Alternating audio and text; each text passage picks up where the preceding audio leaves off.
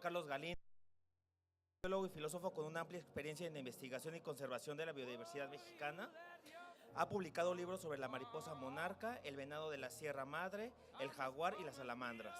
Es parte del consejo asesor de la revista National Geographic en español y ha participado en organizaciones internacionales en la investigación de las ecorregiones más amenazadas del mundo.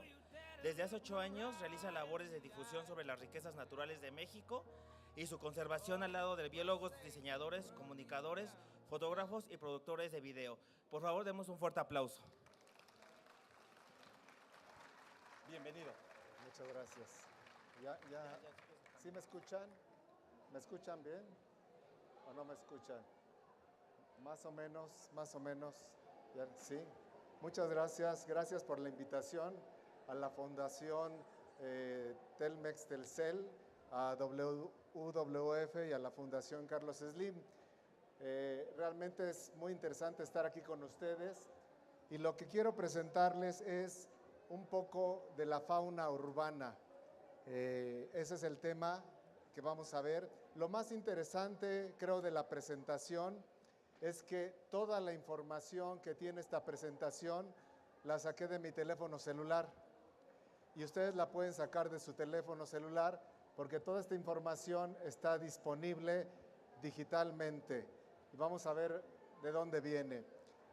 Primero, para empezar, les voy a platicar de lo que en los temas que no me quiero meter, de qué no trata esta plática, para que estemos conscientes. No trata de la fauna urbana terrestre, de esta fauna ustedes la conocen mejor que yo. Tampoco trata de la fauna urbana subterránea, esta también la conocen ya muy bien, quizás demasiado bien, la vemos en todos lados. Tampoco voy a hablar de la evolución de la fauna urbana, que ahora se distinguen, hay una radiación adaptativa de diferentes grupos, este no es el tema de hoy.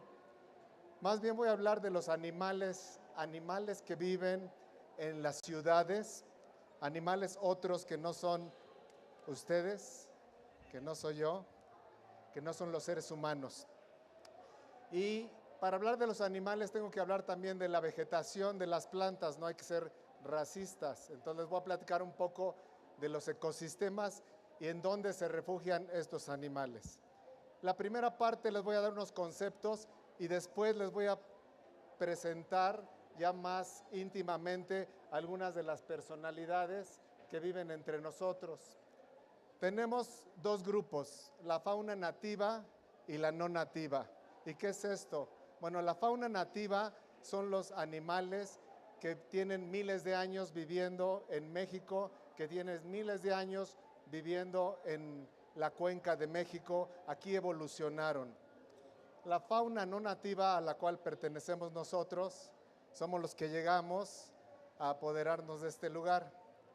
Los seres humanos llegamos alrededor de hace 30,000 años a este país y hay restos nuestros pues de más de 10,000 años aquí en la cuenca del Valle de México.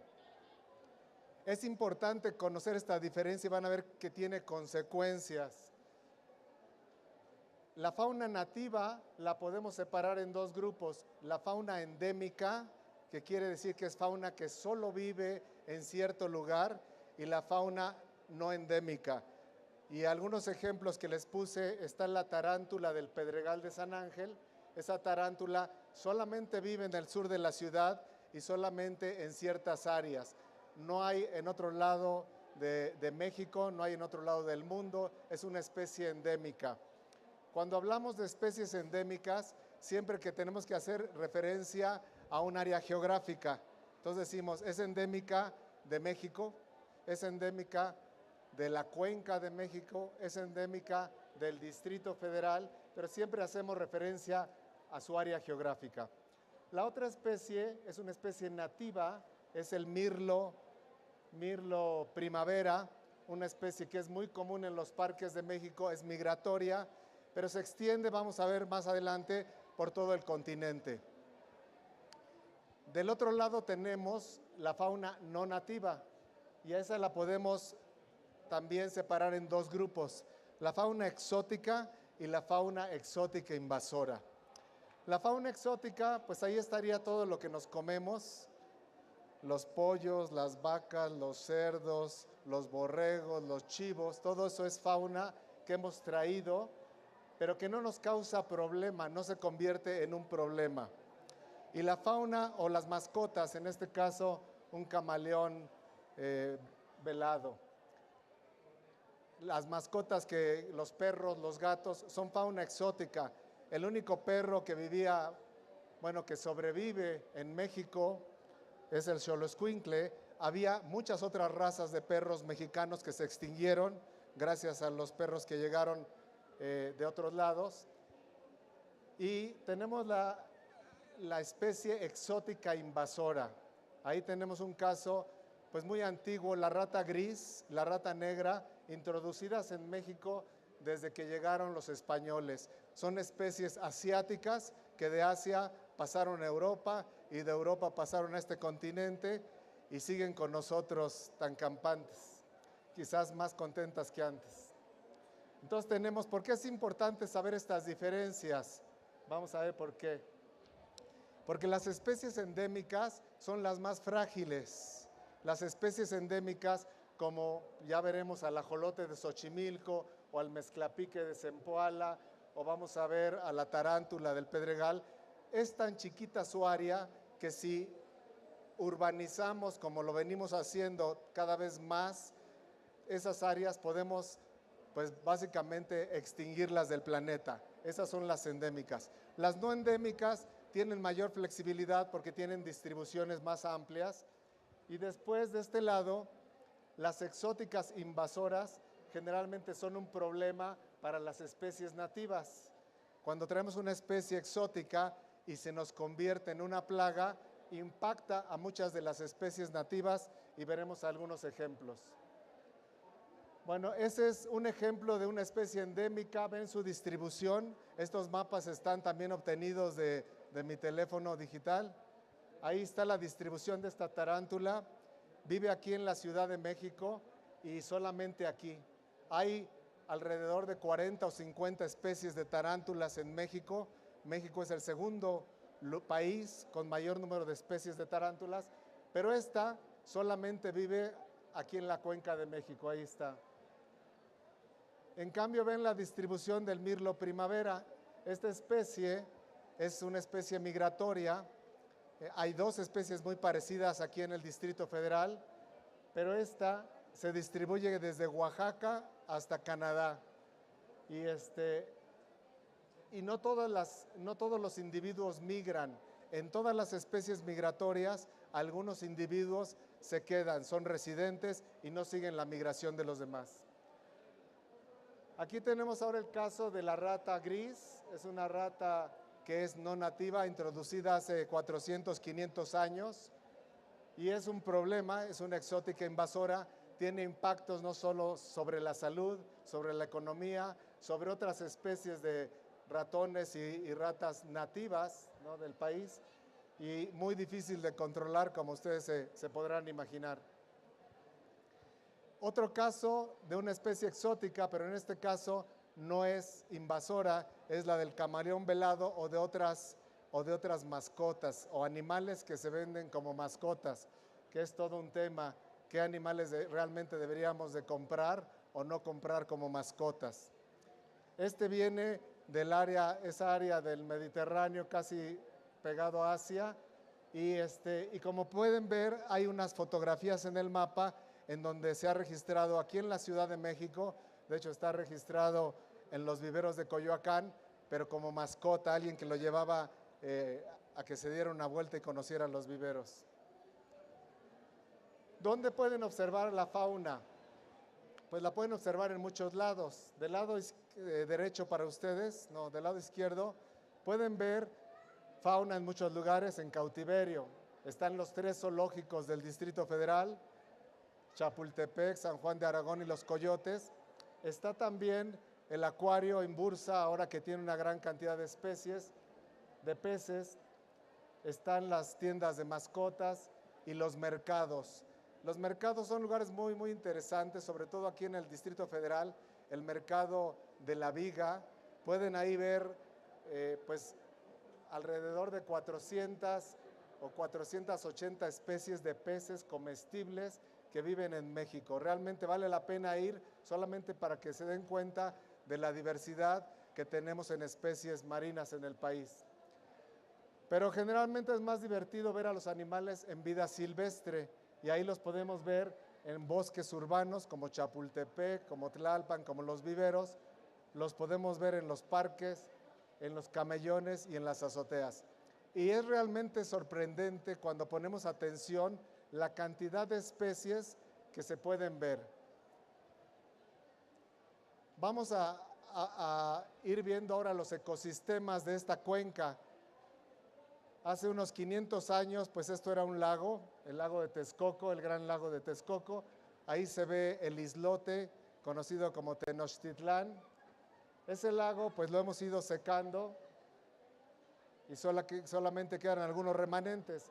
Si me regreso otra vez, pues entonces tendríamos que ver mucha fauna asociada con esos sistemas lagunares aquí en esta región. Y todavía quedan remanentes como son Xochimilco, Chalco y San Juan de Aragón, en donde podemos ver algunas de las especies que vivieron aquí.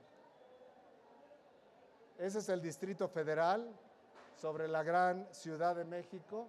Y si ven el Distrito Federal, la mitad hacia el sur es bosque, son bosques todavía de pinos, de encinos, de oyameles. La mitad hacia el norte casi es toda una zona urbana continua, con algunos parquecitos, y hasta el norte está la Sierra de Guadalupe. Los ecosistemas de la cuenca pues eran muy variados. Imagínense, vamos desde los 2.240 metros de altitud, donde eran los lagos, los grandes humedales, hasta los 4.300 metros, que es donde llega la vegetación alpina en el Popocatépetl y en el Iztaccíhuatl, y hasta los 5.000 o más en cuanto ya a la parte alta de las montañas. Entonces hay mucha variabilidad en los hábitats y por lo tanto en las especies que viven todavía en esta cuenca.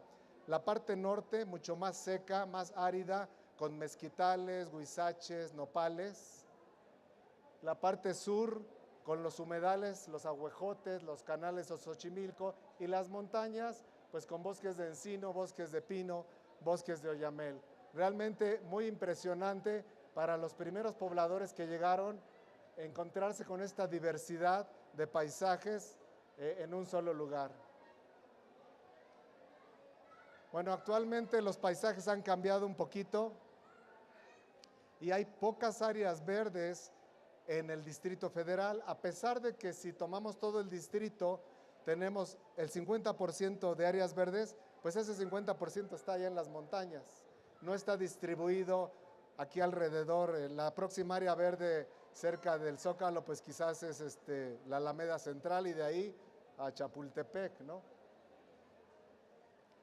Entonces, estos son los hábitats y la mayoría de las especies nativas y endémicas vienen de estos ecosistemas. Y ahora se han ido acomodando en estos ecosistemas, en los ecosistemas urbanos, aún en los camellones, en algunos bosques urbanos o en diferentes especies también de plantas introducidas. Bueno, ¿cuántas especies viven de fauna viven en el Distrito Federal? Pues es una pregunta que muy pronto vamos a tener la respuesta. Este año la vamos a tener porque se está haciendo una recopilación de todos los estudios del Distrito Federal, pero lo que les voy a presentar es de cuántas tenemos fotografía tomada por gente como ustedes. Esta página es una red social que se llama Naturalista. Y si ustedes han oído últimamente de Pokémon, ¿quién ha escuchado hablar de Pokémon? Pues casi la mitad. Bueno, lo que hacen con Pokémon de ir a tomar fotos a un animalito no existente, a una especie exótica invasora, lo pueden hacer aquí, pero realmente en la realidad, en 3D y virtualmente. Ustedes toman la foto de la planta o del animal, la suben a través de su teléfono o de su computadora y aparece aquí. Y la red social, que somos más de 100,000 personas, identificamos a las especies. Entonces, los datos que les voy a enseñar no vienen de ningún artículo científico, todos estos datos vienen de su teléfono celular. 1,165 especies de animales en el Distrito Federal. Tan solo de insectos y arañas, que seguramente va a haber miles, ahorita ya llevamos 233 especies y ustedes nos pueden ayudar a seguir aumentando el número. Tan solo de mariposas, 106 especies de mariposas. Mariposas que todos los días las vemos, no les ponemos atención, pero es muy interesante tener mariposas todo el año. Muy pocas ciudades en el mundo tienen mariposas todo el año, porque a los insectos pues les pega muy fuerte el frío y generalmente no están en el invierno.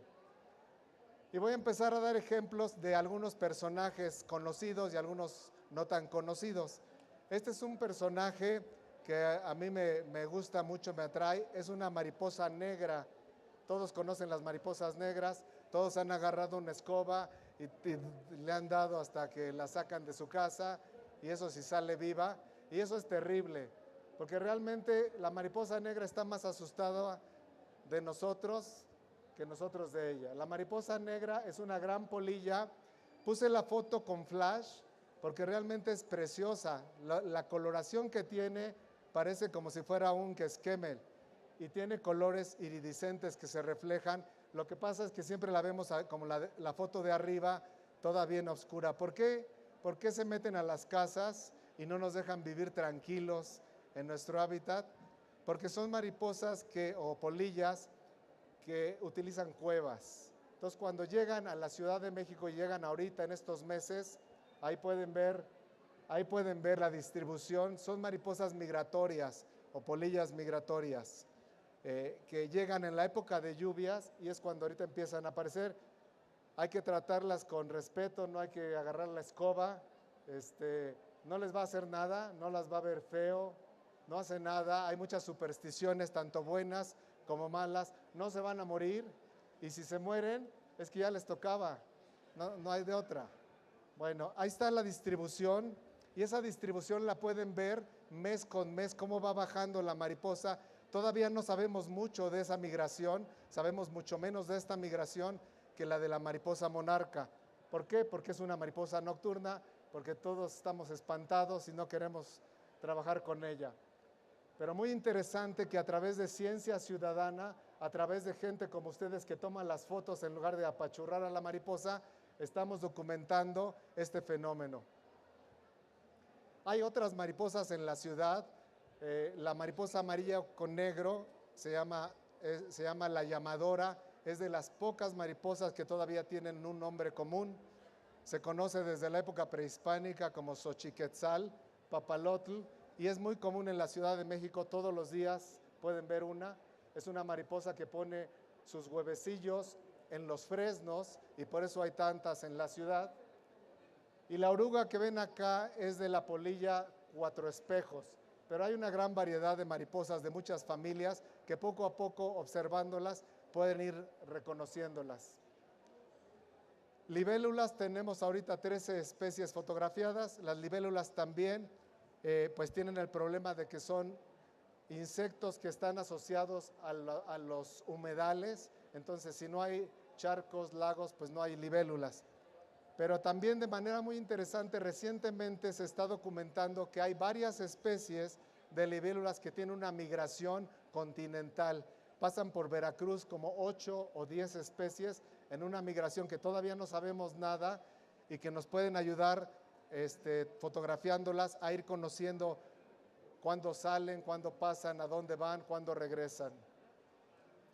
Escarabajos, tenemos 32 especies con fotos, son muy pocas. Los escarabajos son el grupo más diverso en el planeta, entonces tendríamos que tener, pues por lo menos yo creo en la Ciudad de México, unos 500 especies de escarabajo, así es que nos falta muchísimo todavía por documentar con fotografía.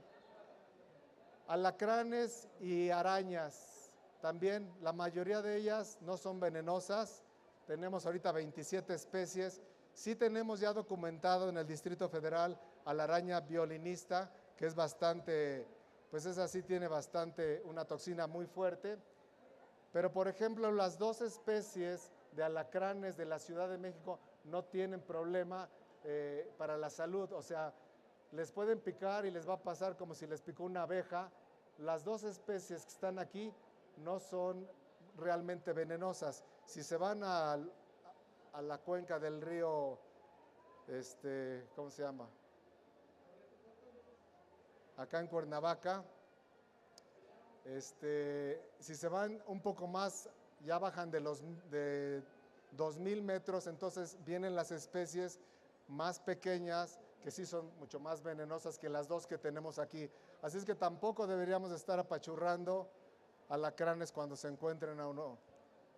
Ahí hay otros ejemplos, les voy a presentar a la arañita de aquí abajo. Este es un ejemplo de fauna nativa, no endémica, es una arañita, ahí está su distribución, va desde el centro de México hasta el norte. Estas arañitas son saltarinas. Les llaman saltarinas porque dan unos brincos muy grandes. Son muy pequeñitas, quizás de 5 milímetros. Pero si ustedes la ven, la araña los va a estar observando. Tiene muy buena vista y los observa. Y si ustedes se muevan, va a estarlos viendo. Y lo más interesante es que da unos brincos gigantescos, pero a base de presión hidráulica. Tiene unas piernitas muy flacas. Sus piernitas no le ayudan para dar esos brincos como lo hacen los chapulines, pero con presión hidráulica de los fluidos que tiene adentro, que es la sangre de las arañas, con eso puede cambiar la presión y dar unos brincos que sería como que nosotros llegáramos de aquí a la Alameda Central en un solo brinco. Y además, el otro día me tocó verlas, yo traía una en el parabrisas del coche, y cada vez que me tocaba un alto caminaba y cuando me arrancaba se agarraba hasta con los dientes, y cuando ya llegué a donde iba me bajé y venía ahí agarrada y se volteó, se levantó con las patas muy estiradas y sacó un hilo de seda y lo aventó a un árbol y de ahí se fue. El hombre araña se quedaría como niño con la distancia que esta araña aventó ese hilo. Entonces también son muy pequeñitas, hay una gran variedad y muchas de ellas tienen colores metálicos. Ahora con las cámaras que se pueden acercar tanto, pues nos damos cuenta de la belleza de estos animales. Peces, pues peces tenemos varias especies ya fotografiadas, aquí hay 9 y tenemos de 2 tipos. Los nativos que vivían en el lago de Xochimilco y los que hemos ido introduciendo. Este es un problema fuerte, es lo que les comentaba, una especie introducida, no nativa, que se vuelve invasora. Estos son los peces limpiapeceras o plecos. Estos son los pececitos que todos queremos que estén ahí haciendo la chamba de limpiar el acuario en lugar de nosotros meterle mano. Y el problema que tienen es que esos pececitos que empiezan así se vuelven de este tamaño.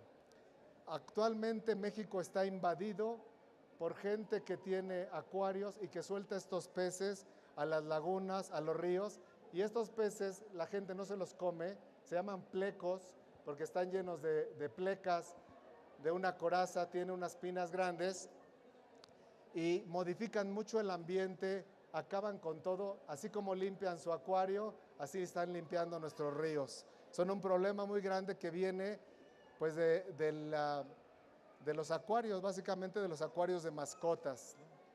Una especie, están en todos lados, ya están registrados en Xochimilco, están registrados en el Usumacinta, están registrados en Veracruz, en muchos lados. Del otro lado tenemos peces nativos, endémicos como es el mezclapique de Xochimilco. Este pez solamente vive en Xochimilco, tiene un primo, otra especie endémica que vive en Zempoala, otra que vive en Lerma, otra en Cuitzeo, otra en Pátzcuaro, y toda la familia, que son como 30 especies, todas son endémicas de México y cada una vive muy restringida a un manantial o a un lago. Estos peces que aquí a veces nos comemos como charales, ni siquiera les vemos el color, están siendo utilizados en los acuarios en Europa. En Europa son muy apreciados, tienen cosas muy interesantes, son vivíparos, quiere decir que no ponen huevos, sino tienen crías que nacen como si fueran pececitos directamente, no nacen a través de huevos y tienen fecundación interna. Y eso los niños les preguntan luego a su papá, ¿qué quiere decir?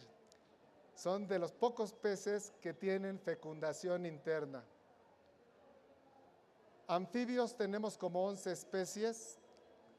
¿Y qué son los anfibios? Bueno, el representante quizás principal es el ajolote mexicano, una especie endémica de Xochimilco también, que le ha dado su nombre a varias de las colonias de aquí de México, y con muchas especies parientes en otros lugares. En Zempoala hay un ajolote, en Alchichica otro.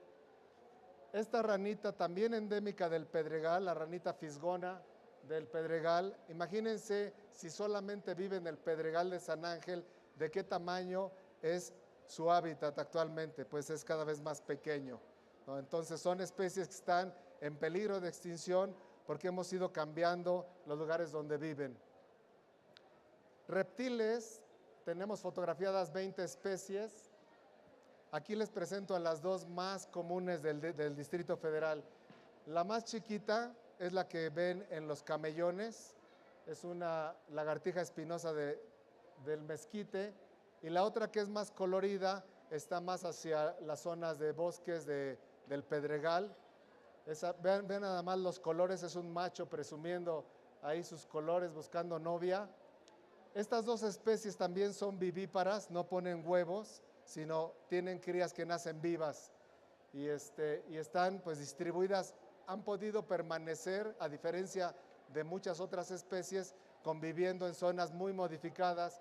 Imagínense pasar toda la vida en un camellón sin poder cruzar. O sea, es muy interesante que sigan persistiendo porque seguramente tienen consanguinidad. Quiere decir que la población están reproduciéndose entre parientes y eso tiene efectos en la genética. Y estos han vivido por mucho tiempo en estas islas urbanas, ya no se pueden salir de ahí, ¿no? Si se salen, pues las apachurran. Otros reptiles interesantes del Distrito Federal, tenemos a las cascabeles, hay 5 especies de víboras cascabel en el Distrito Federal todavía. Esta otra lagartija que es muy perseguida porque la gente piensa que es venenosa, pero no es venenosa, le llaman escorpión, desafortunadamente, le estamos cambiando de nombre para que no la vean tan mal. Y las tortugas, ¿no? Las tortugas, en el caso de la tortuga de orejas rojas, es muy interesante porque no era del Distrito Federal, es del noreste de México, pero la gente la compra como mascota y cuando crece la sueltan en los parques o en lugares con agua, entonces se ha vuelto ya pues chilanga. Aves, tenemos 260 especies fotografiadas de las 300 que se calcula que hay en toda esta zona. Rápidamente, algunas que son nativas, muy comunes. Bueno, muy común el pinzón mexicano, que tiene un canto increíble, el rojo. Y en cambio el gorrión serrano, muy raro, solamente vive en Milpalta. En todo el país solamente vive en Milpalta, en los acatonales, acompañado de otra especie endémica, que es el conejo de los volcanes.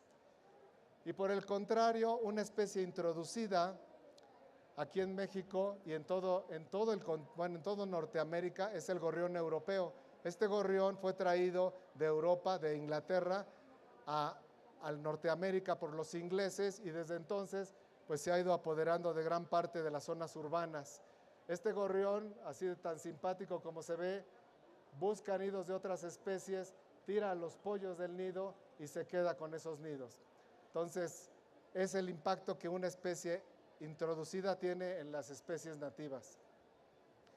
Tenemos una gran variedad de especies todavía, por ejemplo, las acuáticas. Vienen los pelícanos en el invierno a pasar a Xochimilco, a San Juan de Aragón. Aves playeras también pasan aquí el invierno. Colibríes, tenemos 13 especies registradas de estas y los chipes.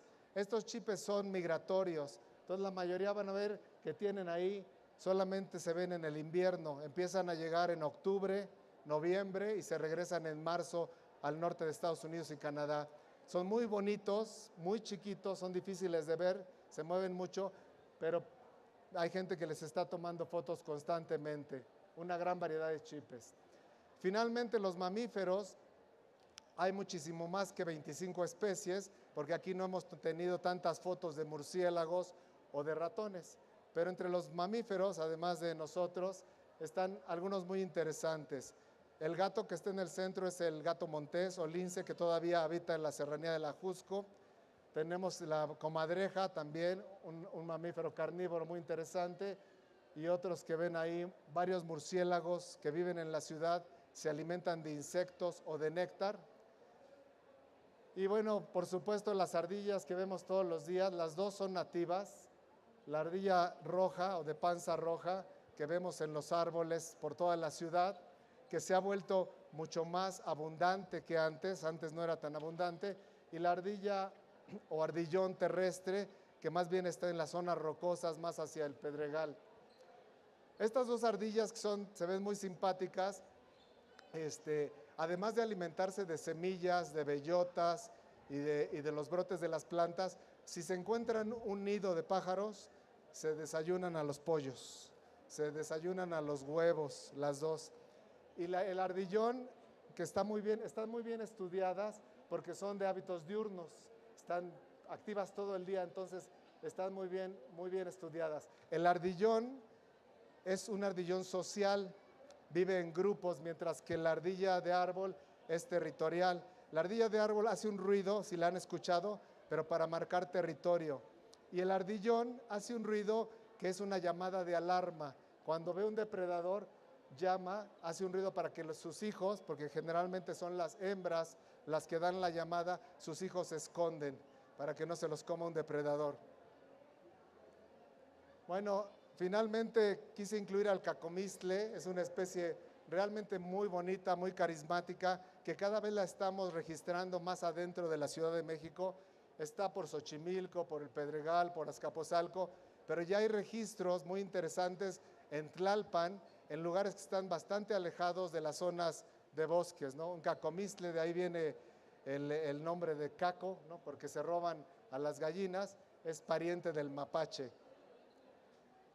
Bueno, este panorama que vieron, que ojalá pudiéramos tener más tiempo para presentarles mucho más de estos animales con los que convivimos, pues tiene como importancia esa, que sepan que las especies endémicas son las más frágiles y que tenemos que conservar su hábitat para que puedan seguir manteniéndose, y las especies exóticas son las que pueden convertirse en un peligro para las nativas. Hay que tener mucho cuidado en las especies que compramos como mascotas y cómo nos comportamos con ellas. Mucha gente las suelta, es más, sueltan hasta los perros o los gatos, y esos tienen impacto. Vamos a ver algunas de los impactos. Las recomendaciones para que ustedes disfruten de la fauna urbana es que tomen el tiempo de observarlos. Generalmente pasamos por un parque caminando y no nos paramos a observar, o si vemos una arañita como la que me llevé el otro día de Raid, si no me paro a observarla, pues no puedo ver todas estas cosas que está haciendo y que realmente son un espectáculo que nos estamos perdiendo. Es irse a un parque a buscar estos animales, tomarles una foto. Si toman una foto y la suben a la plataforma, van a tener mucho más conocimiento porque ahí hay cada una ficha para cada una de las especies. Entonces la pueden tomar, meterse a esta aplicación móvil que es naturalista.mx y es gratis, la pueden descargar y empiezan a ser parte de una red que incluye también a científicos que nos ayudan a ir identificando a las especies. Una vez que está ahí, tenemos otra plataforma en internet que se llama Enciclovida y es la enciclopedia de la fauna y flora del país, y los registros de Naturalista pasan a ser registros de la enciclopedia. Entonces, con una foto que tomen, ustedes están contribuyendo al conocimiento que hay en México. Así se ve la plataforma de Naturalista. Tenemos como 100,000 participantes a nivel mundial, como unos 4,000 participantes activos en México. La plataforma tiene tutoriales si necesitan aprender o si son de lento aprendizaje como yo, ahí están los tutoriales. Y tenemos estos proyectos, por ejemplo, el proyecto de aves de la Ciudad de México. Y ahí van a ver ya todas las aves registradas, las pueden ver, conocer sus nombres, conocer pues a qué se dedican. Este proyecto tiene 3 años y ya tiene 10,000 observaciones, 10,948 observaciones. Ya vamos para casi las 300 especies de aves vistas en parques de la Ciudad de México, en los viveros, en Chapultepec. Esta es Enciclovida, es la plataforma que nos ayuda a reunir la información como una enciclopedia y que está agarrando información de muchos lados, entre esos la información que ustedes incluyen. Esa es una ficha de Enciclovida, ese es el conejo de los volcanes, también chilango, vive aquí en las montañas del sur, y ahí está toda su información, todo lo que querían saber sobre el conejo de los volcanes está en esa ficha. Jala diferentes fuentes de información y si ustedes encuentran información que conocen y que no están, nos pueden escribir y decirnos qué es lo que conocen que no encontraron. Hay otros productos que tenemos en la comisión donde trabajo, la Comisión Nacional para el Conocimiento y Uso de la Biodiversidad, que pueden descargar, como estas guías de aves, pero también es importante que no compremos animales que no son mascotas. ¿Cuáles son las mascotas? Las mascotas son animales que han tenido un proceso histórico de domesticación. Les hemos ido cambiando el comportamiento. Un perro tiene miles de años de evolución como animal doméstico, lo mismo que un gato. Un perico no lo tiene. Entonces, cualquier especie que no tiene ese proceso de domesticación, pues no va a estar muy a gusto en una jaula. Entonces hay que tener cuidado. Para comenzar, la compra de pericos mexicanos está prohibida. Se venden otros pericos de otros países. Y la segunda parte, si van a comprar un animal, busquen que tenga un certificado de que sea legal. La tienda de mascotas les tiene que dar un certificado de que es legal. De otra manera, lo que está haciendo es, ellos están capturando animales de vida silvestre y ustedes están creando una demanda. Entonces hay que tener mucho cuidado, mejor salir a ver a los animales, así no los tienen que andar alimentando ni cuidando. Pueden también construir un jardín de polinizadores.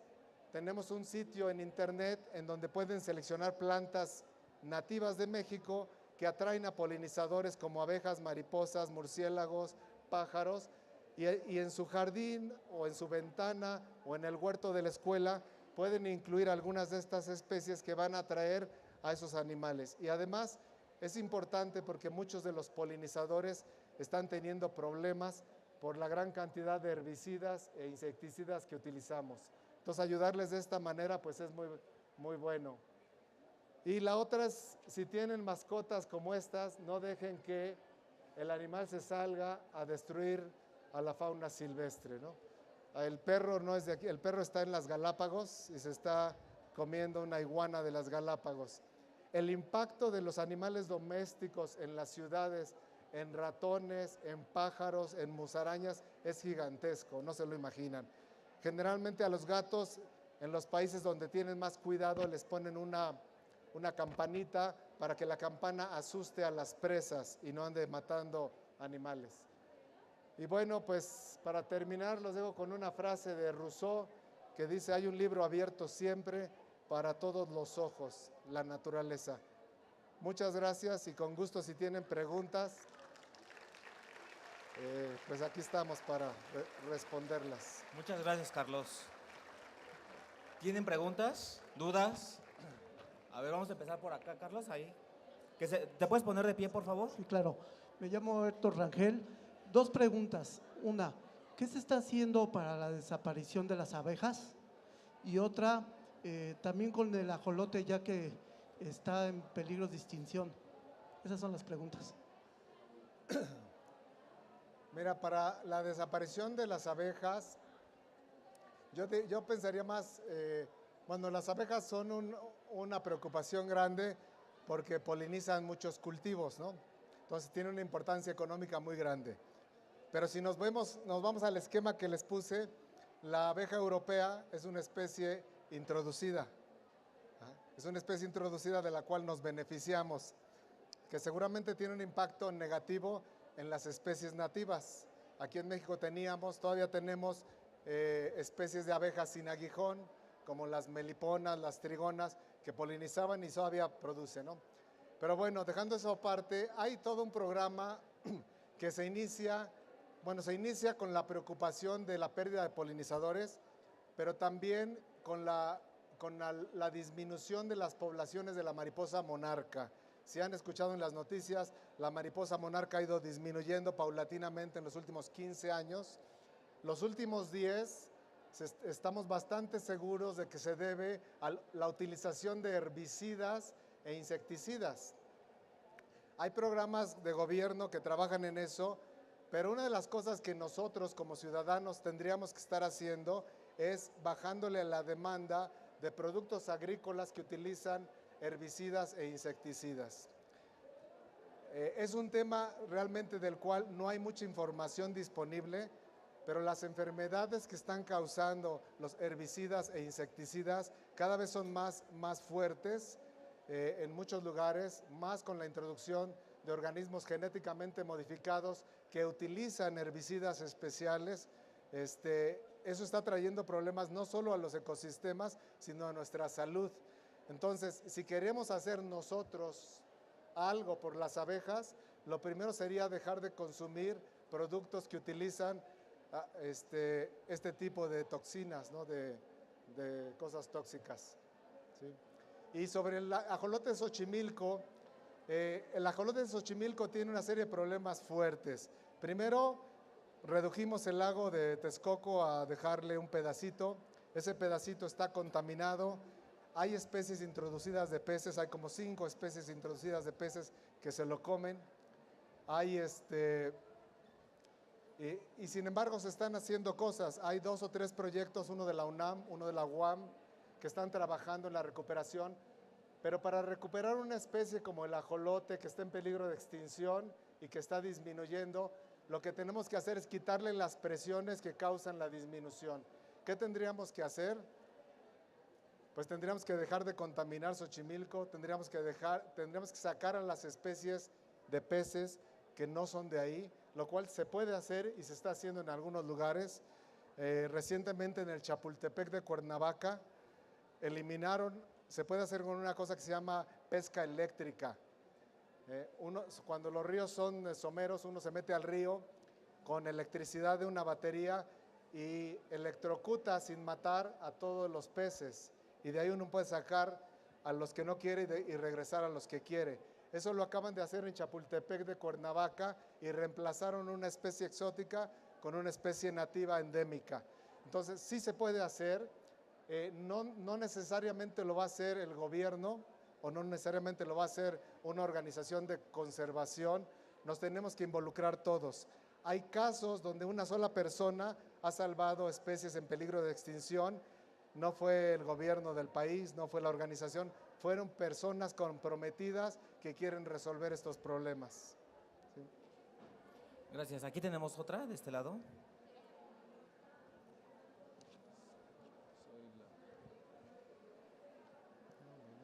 Buenas tardes. Me llamo Eva Morales y quiero preguntarle qué tiempo de vida tiene el colibrí y cuál es la manera de cuidarlo estando en libertad. Bueno, los colibríes, a pesar de ser tan pequeñitos, pueden vivir varios años. Muchos de ellos tienen migraciones, desde aquí se van hasta Alaska y regresan. Entonces, a pesar de pesar, ¿qué pesarán? 4 o 5 gramos cuando mucho, pueden vivir 5 o 6 años. Lo que tendríamos que hacer es, primero, es asegurarnos de que tienen alimento y si queremos que sea alimento balanceado, pues tendrían que ser flores más que bebederos. Los bebederos tienen el problema de que si el azúcar se queda ahí y se fermenta, pues los estamos emborrachando en lugar de alimentando.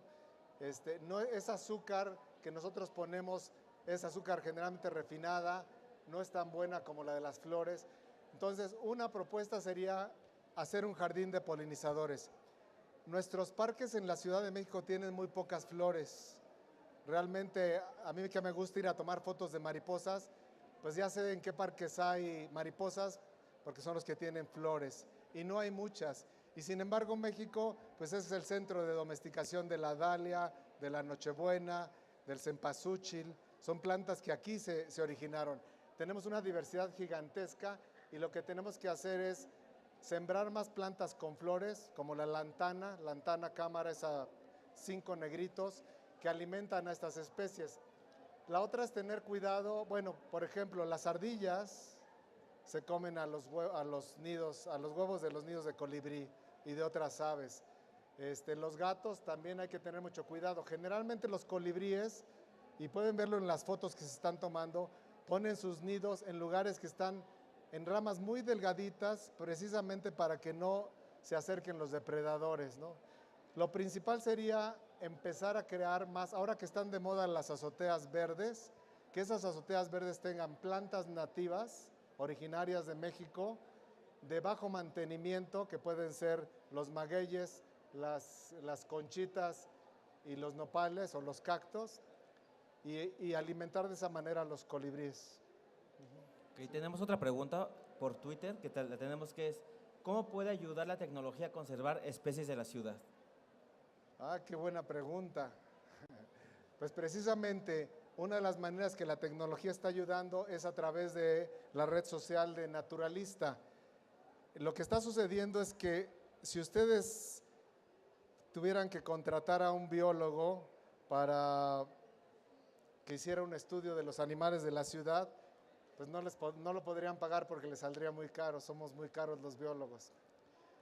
Pero si todos nosotros tomamos fotos de las especies, y aquí pueden ver que se ha tomado alrededor del Zócalo, varias de las especies, aquí vamos a ver, están ayudando a través de la tecnología a conocer casi en tiempo real la distribución de las especies.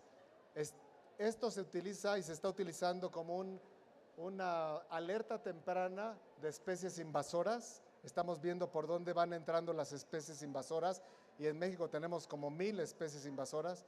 Estamos conociendo mucho mejor a las especies que están en peligro, en dónde están. Estamos conociendo una serie de cosas muy, muy interesantes a través de la tecnología.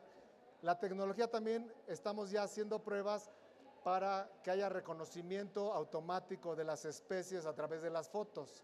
Entonces también es otra manera que la tecnología nos está ayudando. Antes se necesitaba estudiar mucho para poder ser experto y poder reconocer a las especies, y ahora con este tipo de tecnología, mucha gente que no es especialista ya está aprendiendo y nos está ayudando a identificar a las especies. Muchas gracias, Carlos. Tenemos acá otra, ¿no? Acá adelante, acá atrás. Acá, Bueno, vamos con otra de... Ahorita le pueden pasar el micrófono aquí al joven y vamos con una pregunta que tenemos también en Twitter, que es, pregunta: ¿qué opina de la teoría de que nuestro temor, las arafias, está en nuestra memoria genética? Yo creo que sí es parte de la verdad de que tenemos, o sea, muchos animales, incluyendo nosotros, tenemos miedos genéticos, miedos que adquirimos sin haber visto un animal, podemos tener un miedo, y eso se ve en todas las especies, no solo con las arañas, sino con las serpientes. Lleva un tiempo el acostumbrarse a ver una serpiente o a manejarla sin que te dé ese temor, ¿no? Entonces yo creo que sí hay parte de que para ciertas especies o para ciertos, pues hasta para la comida, ¿no? La comida, si te sirven un espagueti azul, es difícil que te lo comas. Entonces hay cuestiones genéticas que nos previenen de meternos en problemas. Así es. Y aquí tenemos de este lado. Bueno, señor Carlos, le quería preguntar, bueno, que le dijera aquí a la comunidad, ¿por qué es de importancia que pues tengan cuidado con la araña violinista y que dejen vivir a su depredador, ¿no? La araña tigre, porque se la come? ¿Por qué es tan peligrosa la araña violinista? Bueno, lo que yo he visto de la araña violinista es que sí puede llevar a la gente al hospital, sí puede causar problemas fuertes por las toxinas que tiene, realmente es muy, lo que tenemos ahorita de información a través de la red social es que está muy restringida.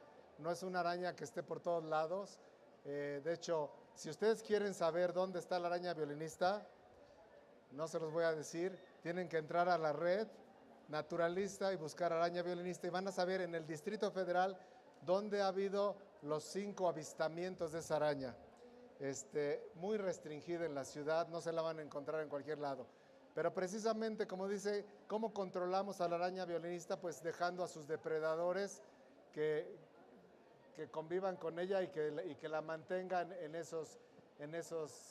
una abundancia baja.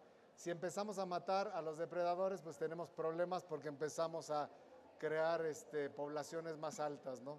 Sí. Ok, acá de este lado, por favor. Hola, ¿qué tal? Soy Ana Cristina Vargas. Quiero hacer 3 preguntas muy rápidas. ¿Cuáles son las principales causas de pérdida de fauna urbana en la ciudad? ¿Qué porcentaje de población de especies introducidas se calcula que hay en la Ciudad de México? ¿Y por qué ha crecido tanto la población de ardillas?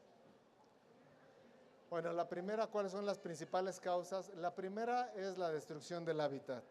O sea, imagínate que todo esto era un lago y que era un humedal y ahora tenemos un porcentaje muy pequeñito. No es con que te subas a cualquier montaña puedes ver cómo ha avanzado la ciudad y sigue avanzando. Podríamos cambiar eso, podríamos empezar a quitar algunos edificios y hacer parques urbanos. En otros países se está haciendo, en otros países se están quitando segundos pisos para reintroducir ríos. Tenemos aquí en el DF el río Contreras, Magdalena, que viene desde los dinamos y llega hasta los viveros y podríamos restaurar ese río si quisiéramos los que estamos aquí sentados, pero no queremos, entonces nos lo vamos a acabar. ¿Qué proporción hay de especies invasoras? Es difícil y realmente la proporción, bueno, te diría, si pensamos en las exóticas, no invasoras, exóticas, yo diría que depende de dónde estés. Si estás en la parte urbana, o sea, en la parte norte, centro-norte, yo diría que el 50% de las especies, por ejemplo, de los árboles, de las plantas, son introducidas. Si te vas a la parte sur de las montañas de Milpalta, de Tlalpan, de Contreras, pues sería un porcentaje mucho menor, ¿no? Y de las que realmente causan problemas es un porcentaje muy pequeño, pero los problemas son bastante graves, ¿no? Entonces no es tanto cuántas tienes, sino qué tan grave es el impacto que puede tener una de estas especies. Aunado, no hablamos del cambio climático, pero el cambio climático está cambiando las condiciones de las especies y estamos armando una dinámica más complicada en donde las mismas especies se van moviendo sin necesidad de que nosotros las introduzcamos por los cambios de temperatura. Y la tercera, ¿por qué hay tantas ardillas? No tengo la menor idea. No tengo, no sé, a lo mejor en general cuando tienes problemas, bueno, ¿por qué hay tantas ardillas? Yo diría que tiene que ver con desperdicio de alimento. Ajá.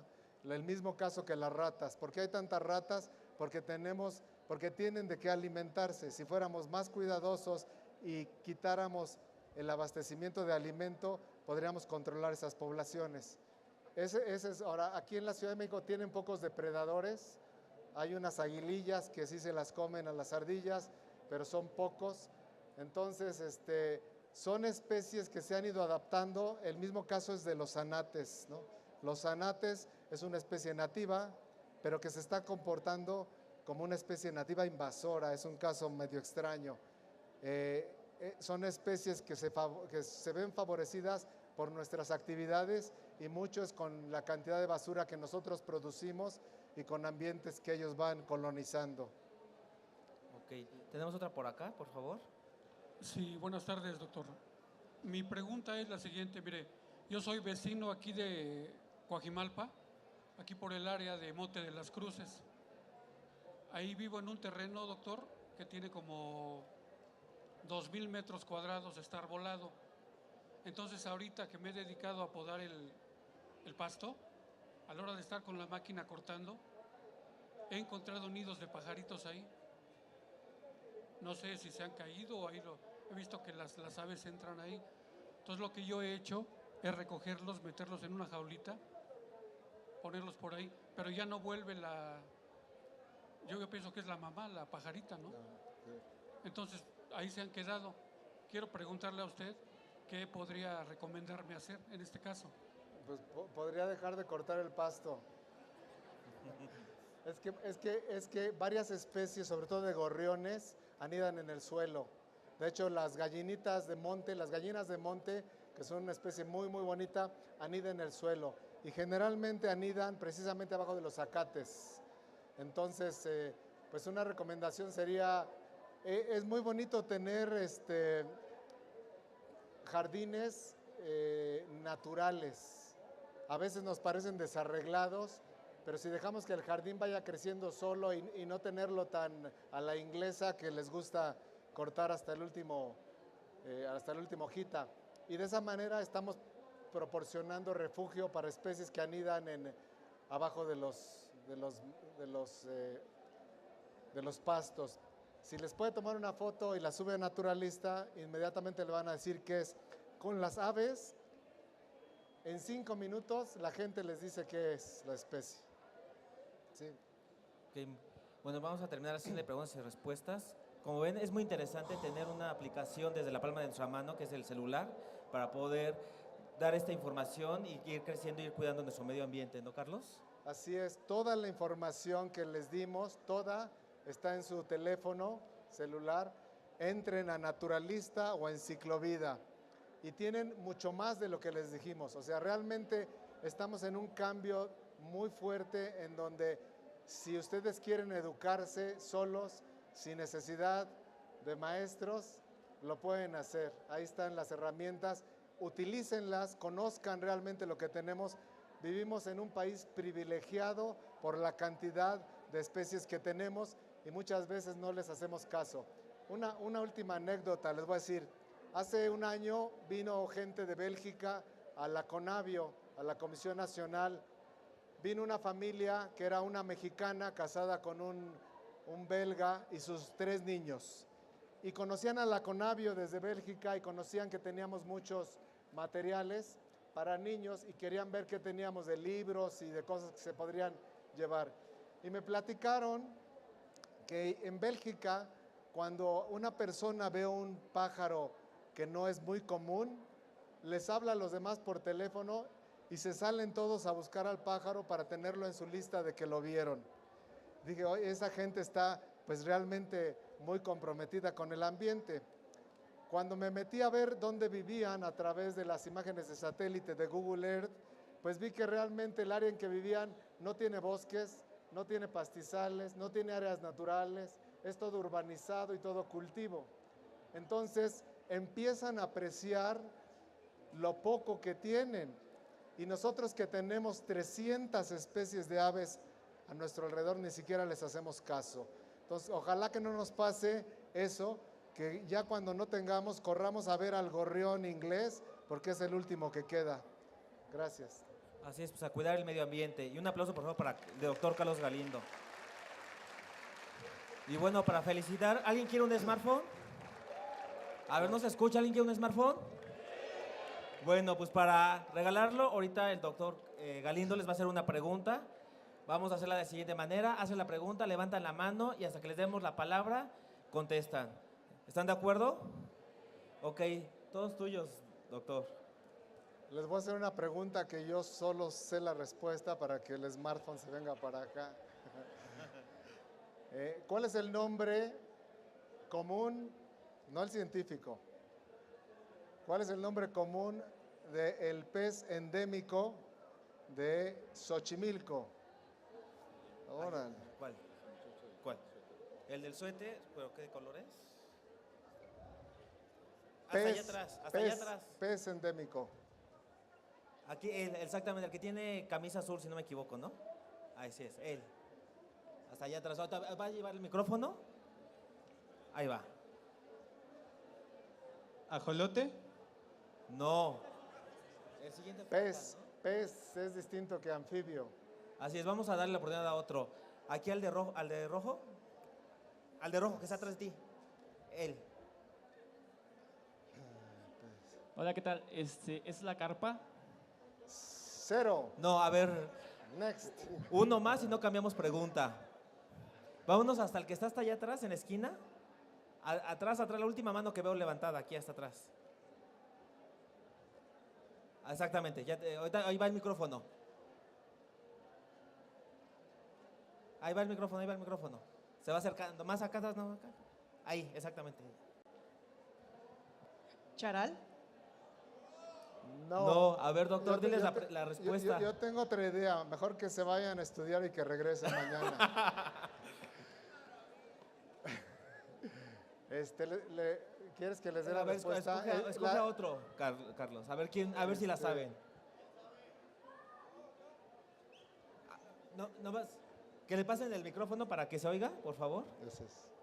Ese es, y la pronunciaste correctamente. Mezclapique. ¿Cómo? Adelante, por favor. Mezclapique. Mezclapique. Adelante. Mezclapique. Doctor.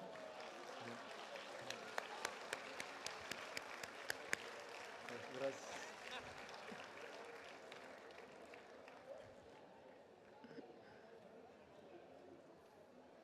Un aplauso, por favor. Muy bien. ¿Pusiste atención o ya te lo Sí, sabías? No, me gusta mucho Xochimilco, Milpalta y todo eso. Ah, excelente. Y lo que deberíamos de hacer es un programa para conservar todavía, no nada más. Ok, para finalizar, le quiero dar un reconocimiento al doctor Carlos Galindo. Los ecosistemas, claro. Si pueden voltear para la foto, por favor. La foto. Aquí. Mil Muchas gracias. felicidades. Y doctor Galindo, le quiero entregar el siguiente reconocimiento en nombre de Aldea Digital Telcel 4G LTE Infinitum por su participación en Aldea Digital 2016. Y en Infinitum llegó su foto aquí, que aquí la tenemos en vivo. Muchas felicidades. No, muchas gracias a ti, estás muy bien. Y por último, lo invitamos a que pase a firmar nuestro cartel, por favor. Muchas gracias.